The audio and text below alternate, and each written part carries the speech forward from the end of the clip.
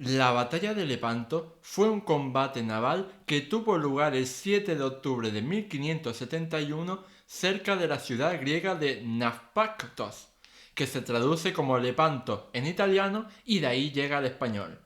Se enfrentaron en ella la armada del Imperio Otomano contra la de una coalición católica llamada Liga Santa, formada por la monarquía hispánica, los estados pontificios, la República de Venecia, la Orden de Malta, la República de Génova y el Ducado de Saboya. Coincidiendo con el aniversario de este choque, la editorial Despertaferro ha publicado un maravilloso libro sobre el tema que será el epicentro de nuestro programa de hoy. ¡Empezamos!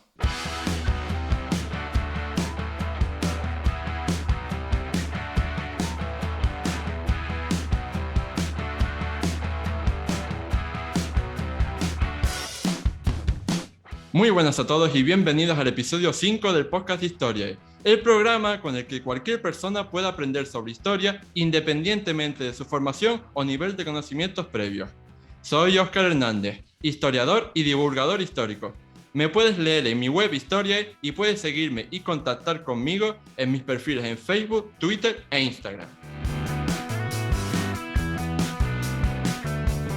Justamente ayer, 7 de octubre, se cumplía el 450 aniversario de la Batalla de Lepanto, uno de los enfrentamientos navales más importantes de la historia de España en general y de su historia moderna en particular.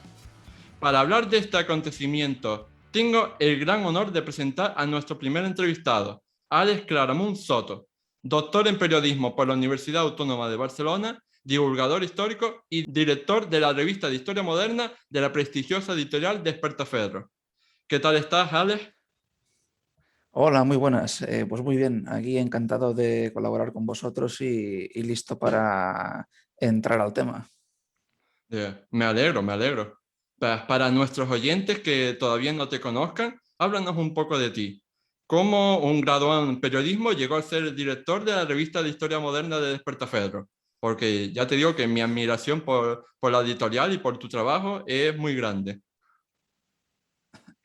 Sí, bueno, sí, es cierto que no es una trayectoria muy corriente, pero sí, yo estudié periodismo. Bueno, al entrar en la universidad me planteaba si estudiar periodismo o historia. Al final me decanté por periodismo, pero siempre he sido un gran aficionado a la historia. Desde hace más de 10 años edito un blog sobre los tercios, así que bueno, siempre he ido investigando por mi cuenta, he sido un ávido lector de libros de historia, entonces fue a través de este blog y también del foro El Gran Capitán, en el que he colaborado durante muchos años, cómo llegué a entrar en contacto con el mundo editorial de Despertaferro y acabé incorporándome a ellos hace algo más de 4 años. Genial. La verdad es que es una editorial bastante admirable y que recomiendo a todos los que no la conozcan todavía, porque todos los libros y revistas que sacan son sinónimos de calidad. Concretamente, vienes a esta entrevista porque él es el coordinador y uno de los autores de Lepanto, La Más Roja de Sangre, una magnífica obra colectiva publicada por Despertaferro este pasado mes de septiembre. Así que, puesto a preguntar, mi primera pregunta, mejor dicho, es un poco evidente.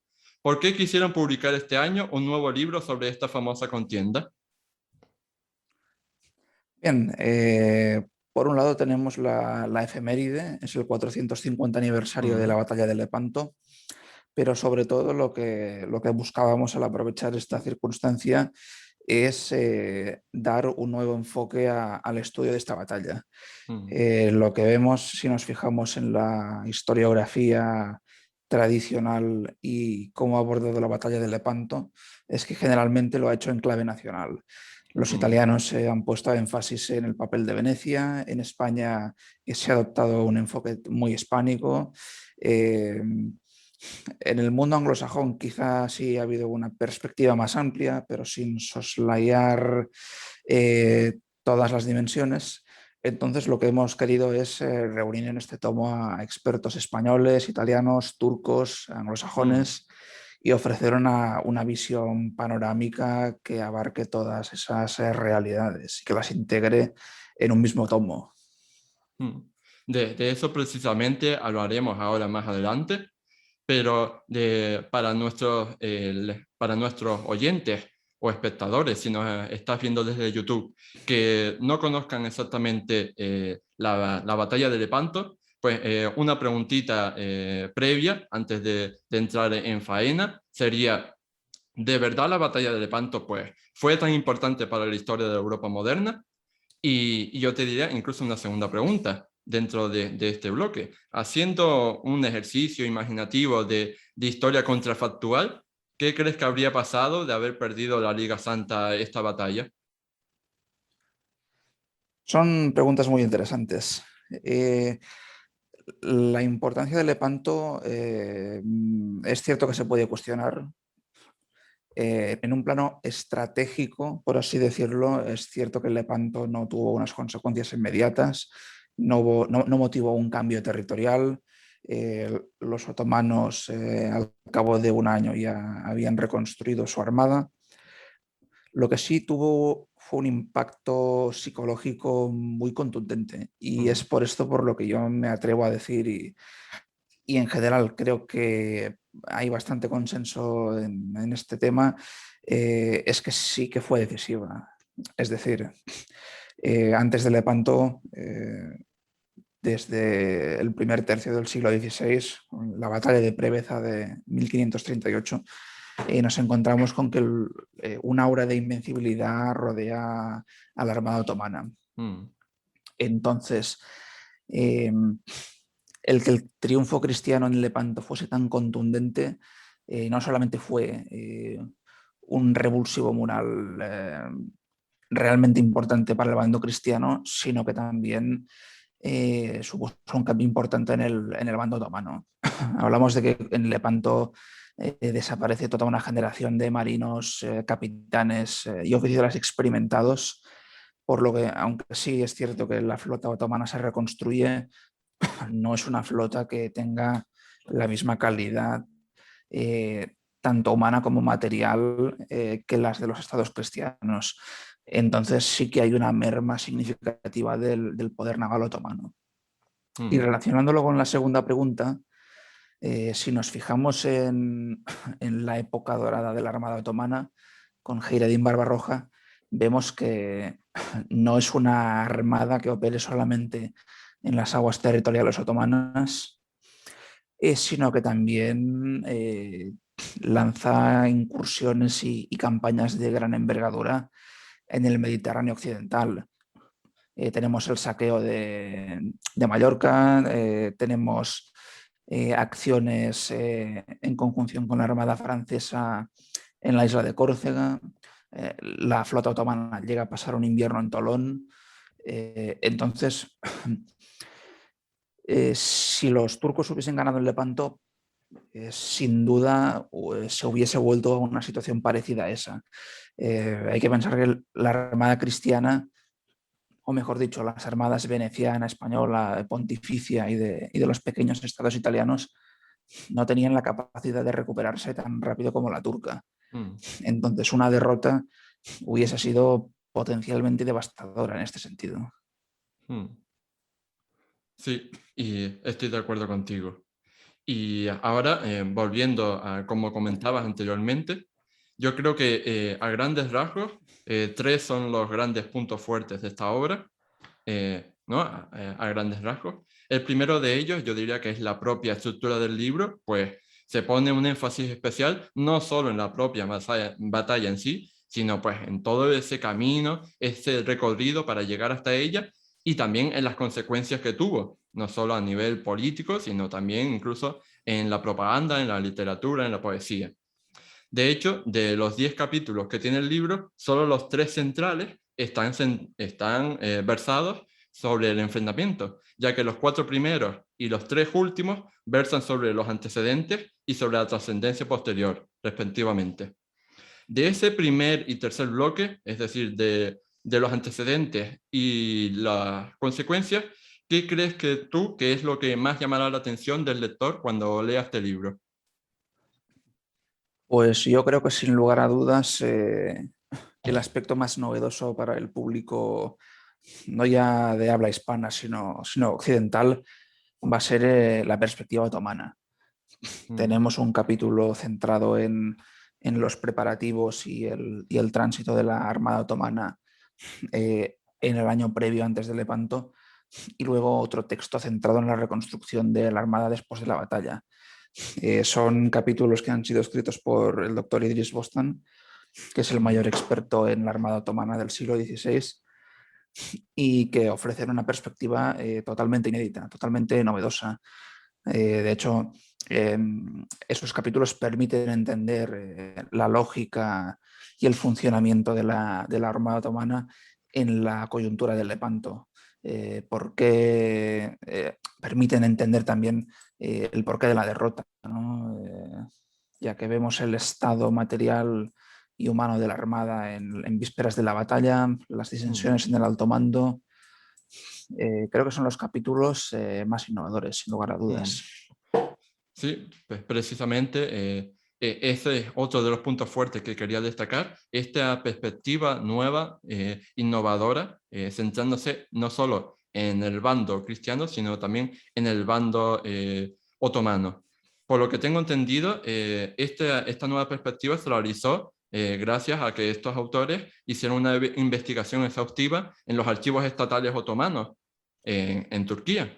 Entonces, quería preguntarte, ¿qué nos puedes contar acerca de este proceso de documentación? ¿Cómo fue? Bueno, la verdad es que no puedo decir mucho porque yo solamente he coordinado el trabajo, Mm, pero sí me consta en la parte en la que me he involucrado más directamente, como puede ser la cartografía, que ha sido una investigación muy meticulosa. En cuanto a los mapas, por ejemplo, y como no podía ser de otro modo, en un libro de Despertaferro, este tiene mm, una abundante carga de mapas. mm, Hemos trazado por primera vez un mapa sobre el recorrido de la flota otomana desde Constantinopla hasta Lepanto. Es la primera vez que se esboza este derrotero, y esto lo ha trabajado muy en detalle Idris Bostan, nosotros lo hemos mm, plasmado, pero bueno, es un buen ejemplo de lo meticuloso que ha sido este proceso de investigación. mm. Ya. Pues sí, la verdad es que siempre es interesante o sea, oír estas palabras, aunque haya sido solo el coordinador y no el autor, porque yo creo que todo el mundo que no se dedique a la investigación histórica, ¿no? Ya que este podcast está sobre todo dirigido a todo tipo de personas no profesionales de la historia, pues siempre tendrán esa curiosidad de saber cómo se lleva a cabo una investigación histórica y cómo se lleva a cabo pues, un estudio de estas características. Respecto al otro bando, o sea, a la Liga Santa, al bando cristiano, ¿crees que fue un éxito o un fracaso como coalición militar? Porque más allá de esta contundente victoria en Lepanto, lo cierto es que no tuvo muchos éxitos después que podamos destacar, ¿no? Sí, de hecho el problema de la Liga Santa es que fue extremadamente coyuntural. Es decir, eh, tenemos dos grandes bloques, España y Venecia, con objetivos muy distintos, incluso antagónicos. Y hay que pensar que si bien España y el Imperio Otomano eran enemigos naturales, ya que se disputaban el control del Mediterráneo, en el caso de Venecia y el Imperio Otomano, eh, hay que decir que los venecianos nunca quisieron una guerra contra los turcos. Mm, No ya porque su capacidad militar no fuese equiparable a la de la Sublime Puerta, sino sobre todo porque comercialmente les resultaba mucho más beneficioso el entendimiento. Entonces, más allá de esta situación puntual de extrema necesidad por parte de Venecia, era difícil que la Liga Santa sobreviviese a largo plazo. Hay que mm, pensar que los venecianos acabaron pidiendo una paz por separado en 1573 porque económicamente les resultaba más aceptable aceptar la pérdida de Venecia que no seguir empeñados en una guerra en la que tenían poco que ganar. Y en el caso español, en todo momento Felipe II fue partidario de arriesgar la armada lo mínimo posible y de centrar las operaciones en el norte de África, que es Mm, un escenario en el que los venecianos tenían poco que decir. Entonces, una vez se vio que era imposible provocar una sublevación antiotomana en Grecia, la viabilidad de esa alianza ya quedó más que en entredicho. mm, mm. Y bueno, respecto al gran éxito de esta Santa Alianza, que fue la batalla de Lepanto, eh, yo quería destacar del segundo bloque, el bloque central del libro, o sea, sobre la batalla en sí, que a diferencia de muchos otros libros, ¿no?, de historia militar, creo que llamará al lector la atención el hecho de que la batalla se haya dividido, ¿no?, en los tres frentes, y podamos encontrar un capítulo para el enfrentamiento en el centro, otro para el sector de la izquierda y otro para el escenario de la derecha. Y bueno, entonces, como autor de uno de esos capítulos, quería preguntarte, ¿ha sido difícil centrarse en uno solo de los cuernos y no caer en repeticiones? Es decir, no ponerme a hablar de los otros dos escenarios, sino solo centrarme en el mío. Y vinculada a esta pregunta, pues te quería preguntar también, ¿hasta qué punto los tres capítulos están interconectados o son piezas sueltas dentro del escenario de la batalla? Sí, ciertamente no es sencillo, no es sencillo abordar el relato de la batalla en tres capítulos. Hay puntos de solapamiento, eso es inevitable, Mm, pero a grandes rasgos el combate sí que se divide en tres sectores claramente diferenciados. Tenemos el centro, que es donde se decide la batalla, con el enfrentamiento entre las galeras capitanas de las dos armadas. Luego tenemos el cuerno izquierdo, que es donde se produce el enfrentamiento entre el grueso de las galeras venecianas mm, y una de las alas otomanas que trata de envolver a la formación cristiana, y una situación parecida en el cuerno derecho, eh, con dos formaciones, una cristiana y otra otomana, que se van alejando progresivamente del centro de la batalla. Entonces, cuando hay solapamiento es hacia el final de la batalla, mm, cuando las formaciones están ya completamente rotas y las galeras de los puntos donde el triunfo cristiano es claro acuden a los lugares donde todavía se combate.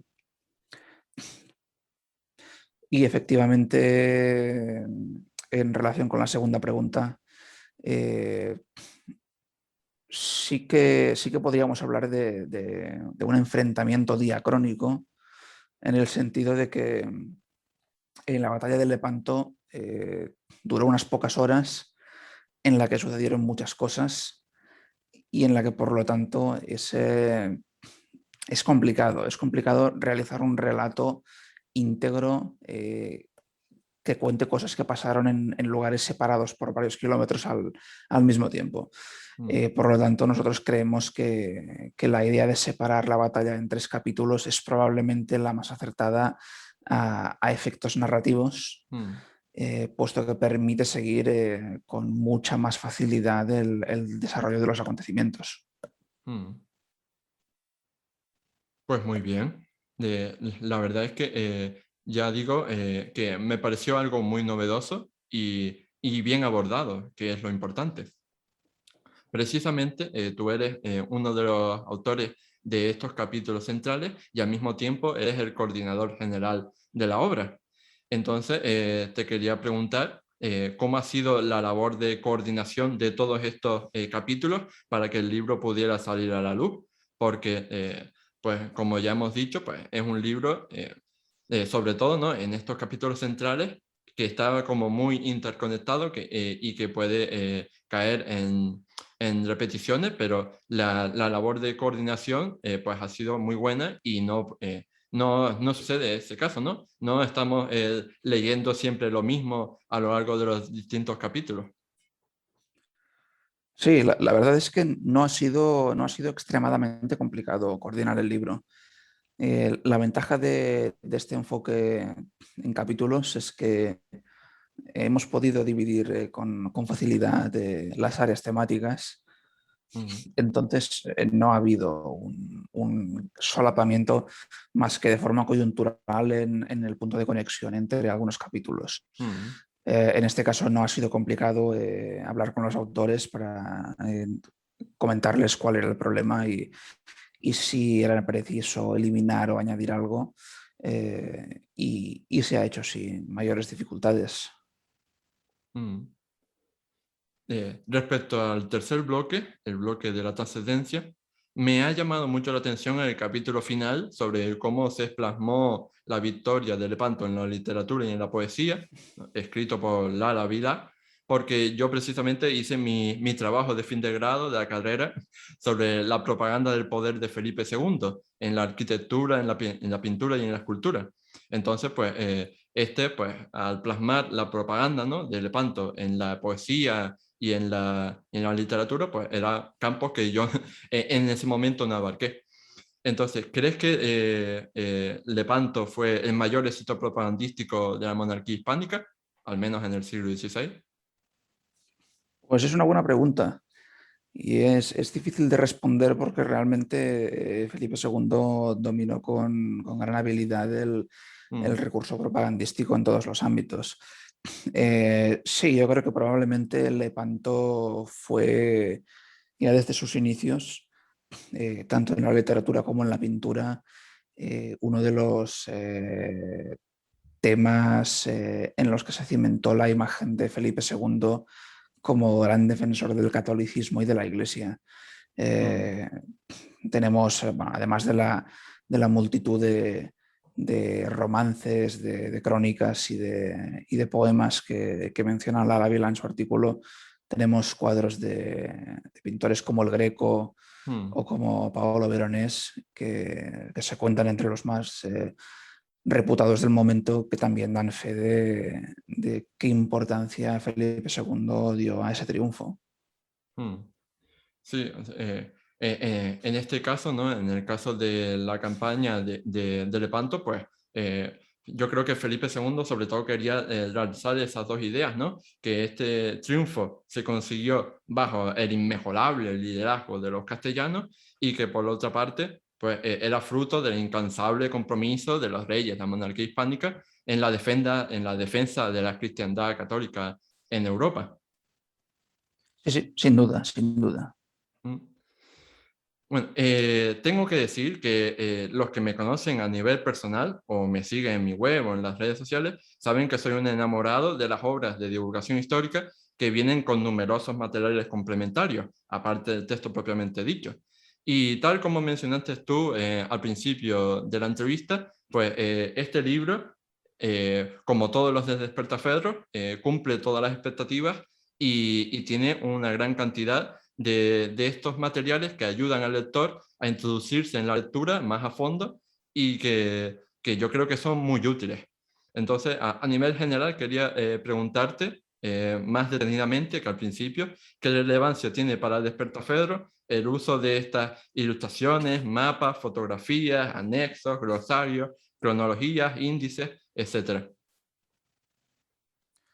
Sí, pues bueno, los lectores y seguidores de las revistas ya sabrán bien que nosotros damos mucha importancia a la ilustración histórica, a la cartografía histórica, eh, a todos esos materiales complementarios que lo que hacen es reforzar y realzar las ideas que se transmiten en los textos y que en muchas Mm, ocasiones además tienen una identidad propia. Entonces, en el libro, aunque evidentemente no estamos hablando de una revista y por tanto el texto es sin duda lo principal, pero a pesar de todo hemos incluido una docena de mapas, mapas tácticos de la batalla para mm, seguir lo que cuentan los textos sobre el desarrollo del combate, mapas estratégicos mm, con las rutas de las armadas en campaña, las plazas fuertes y las posiciones ocupadas por los diferentes imperios, y también un buen número de grabados e ilustraciones de la época que muestran muchos de los elementos que aparecen en los textos, retratos de personajes, grabados de galeras, grabados sobre formaciones tácticas de batalla, figuras de soldados y por supuesto un pliego central a color con algunas de las obras pictóricas más destacadas sobre la batalla. mm. Mm. Yo creo que precisamente el hecho de que ensayos como este sobre la batalla de Lepanto pretendan ser accesibles para un público generalista, ajeno al mundo profesional de la historia, supone una gran ayuda para la difusión de nuestra historia con una gran calidad, pues en ese público que a lo mejor todavía pues, tiene el prejuicio, ¿no?, de que la historia es aburrida, la historia es inútil, no sirve para nada, etcétera. Y a propósito de este pensamiento, de este prejuicio social, quería yo preguntarte y que te mojaras un poquito y dijeras cómo ves tú personalmente la situación de la divulgación histórica en España. Bueno, yo creo que es bastante positiva. Es decir, en los últimos 5 o 10 años creo que ha habido un creciente interés en todos los ámbitos, tanto en redes sociales y plataformas virtuales como eh, en formatos convencionales como el libro, por publicar sobre historia. Mm, Y esto sin entrar ya en la calidad de los diferentes productos, en la que por supuesto hay de todo, creo que ya es en sí mismo positivo. Lo importante es, como bien decías, demostrar que la historia no es ni mucho menos aburrida, sino que es algo apasionante, mm, algo imprescindible para comprender el futuro, el presente y para mirar de cara al futuro. mm, Eh, y por lo tanto, cualquier medio que ayude a captar ese interés del público ya es positivo en sí mismo. mm. En otro orden de cosas, también quería preguntarte una curiosidad que tengo. Y es que, más allá de esta fantástica obra publicada por Despertaferro, quería preguntarte si has participado o sabes de algún evento o libro que se haya hecho o se vaya a hacer próximamente en España con motivo de este 450 aniversario de la batalla de Lepanto. Pues yo a título personal no participo en ningún acto, pero sí que se están haciendo algunas conferencias en el Museo Naval Mm, y estoy seguro de que se van a realizar más actos. Lo que sí se echa en falta quizás es esa respuesta más institucional.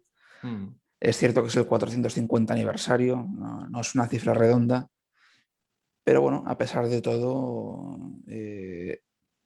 me parece interesante que se ponga énfasis en este acontecimiento tan relevante, mm, sobre todo teniendo en cuenta que el 400 aniversario fue hace ya 50 años y que por lo tanto ha habido una gran innovación historiográfica al respecto. Nuestro libro es una buena muestra y mm, por lo tanto sería interesante esa puesta a punto de las visiones sobre la batalla. mm. Bueno, la verdad es que, por desgracia, la falta de apoyo institucional para muchas cosas no es una novedad, es el pan nuestro de cada día. Y bueno, no solo en el mundo institucional, ya que en la actualidad, al menos yo pienso que vivimos en un mundo, no solo en España, evidentemente, en el que la apología de la ignorancia, la fake news y la desinformación, pues están a la orden del día. Entonces, en este contexto, yo quería preguntarte, ¿qué se te ocurre a ti que le podríamos decir a un ciudadano medio de un país como España para motivarlo a ir a su librería más cercana para comprar este libro sobre la batalla de Lepanto o cualquier otro de Despertaferro Ediciones? Pues yo le diría que lo más importante o lo que nos enseña la historia es de dónde venimos. Y sin saber de dónde venimos no podemos saber ni quiénes somos ni a dónde vamos. Por lo tanto, eh, animo a los oyentes, a los espectadores, a que profundicen en esas dimensiones de la historia que más les interesen, que sin duda les serán de gran utilidad, les permitirán conocer mejor cuál es nuestra historia, cómo nos ha influido, por qué somos lo que somos Mm, y al mismo tiempo, sin duda, pueden pasar un buen rato, porque mm, no debemos perder de vista que la historia no es en absoluto aburrida. La historia puede llegar a ser fascinante. Una historia bien contada es algo realmente magnífico. Ya sea en un libro académico, ya sea en una crónica histórica, mm. en un libro divulgativo, todas las variables pueden ser buenas para aproximarse a los hechos del pasado. Mm, sí, y siempre llama la atención, por ejemplo, eh, que este prejuicio, ¿no? En muchas partes de que la historia esté aburrida, cuando por ejemplo, algunas de las series, películas y novelas, ¿no? Más vendidas y más premiadas son de tipo histórico. ¿No? Tenemos a todo el mundo esperando ahora la quinta temporada de The Crown, ¿no? O la sexta temporada de Peaky Blinders, pero esos son series históricas. Y bueno, lo mismo pasa con las películas, con las novelas. Yo creo que pues eso, los productos de divulgación histórica, cuando están bien hechos, pues apasionan al público y le demuestran que la historia pues, es fascinante. Precisamente Efecti- en este último año y medio, pues yo creo que la gente ha podido ver muchas más películas y muchas más series y leído muchos más libros históricos gracias, desgraciadamente, a la pandemia. Entonces, quería preguntarte, ¿cómo ha afectado esta pandemia de coronavirus a ti personalmente en tu trabajo? ¿Y cómo ha afectado a la editorial, a Despertar? Pues hemos sido afortunados en este ámbito. Lo cierto es que salvo las semanas del estado de alarma, hemos podido seguir nuestra actividad sin demasiados sobresaltos. Todavía no nos hemos reincorporado todos a la oficina, así que hemos explotado al máximo el teletrabajo, Mm, pero hemos podido publicar regularmente los números. De hecho, yo trabajo desde que me incorporé a la editorial desde mi casa, así que no he tenido ninguna dificultad en adaptarme a la nueva situación. mm, Y lo cierto es que, eh, como bien has dicho, en este último año y medio se ha leído, se ha visto series más que nunca y nosotros estamos contentos porque los lectores se han mantenido fieles a la editorial y por lo tanto queremos darles las gracias por esa lealtad, por ese interés que siguen manteniendo mm. y seguiremos lanzando nuevos productos en el futuro. No dejaremos que la pandemia nos detenga, ni mucho menos. Mm. Hablando de proyectos futuros, para ir finalizando esta entrevista, tenía que hacerte una pregunta imprescindible como fan de Despertaferro que me considero. ¿Cuáles son los próximos proyectos de la editorial? Y, por supuesto, ¿qué libros veremos publicados en los próximos meses e inicios de 2022? Pues a ver, en lo que a mí respecta, en la cabecera de Historia Moderna vamos a Mm, publicar dentro de poco el número 54 mm, sobre la guerra ruso-turca de 1877-1878. Es un tema quizá un tanto peregrino, desconocido para el lector español, mm, pero bueno, de vez en cuando nos gusta aventurarnos en temas poco conocidos. Ya os digo que es realmente apasionante. Y el siguiente número, el último número del año, se va a centrar en la guerra de sucesión polaca, con la intervención de España y de Felipe V en Italia, con las mm, conquistas de Nápoles y Sicilia.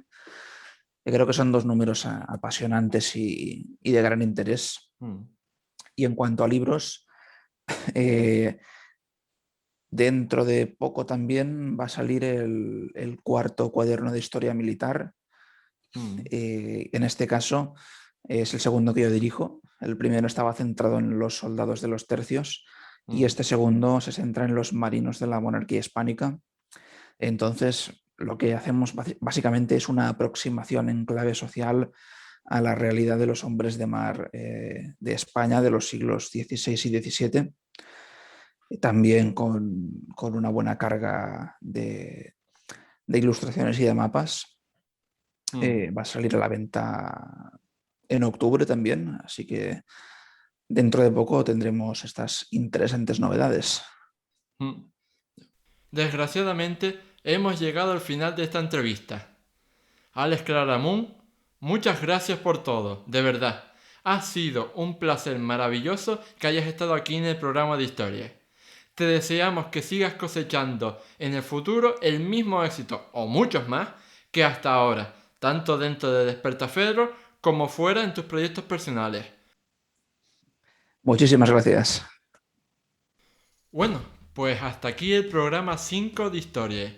Espero que esta breve entrevista te haya convencido de todos los motivos por los que deberías ir corriendo ahora mismo a tu librería más cercana para comprarte Lepanto, la más roja de sangre, coordinado por Alex Claramunt y publicado por la editorial Despertaferro. La verdad es que la historia, y la historia militar y la historia de España, cuando se cuenta bien, apasiona, como hemos dicho. Asimismo, si quieres expresar qué te ha parecido este podcast, darme algunas sugerencias sobre temas a tratar en el futuro o entrevistados a los que traer, o recomendarme algún otro libro que debería leer, no dudes en dejarme un comentario. Dicho todo esto, no me queda más que invitarte a darle me gusta, a puntuarnos con 5 estrellas si nos escuchas desde Apple Podcast, a suscribirte al programa y a compartirlo en tus redes sociales para que llegue al máximo público posible. Nos vemos en el próximo programa de historia. ¡Hasta luego!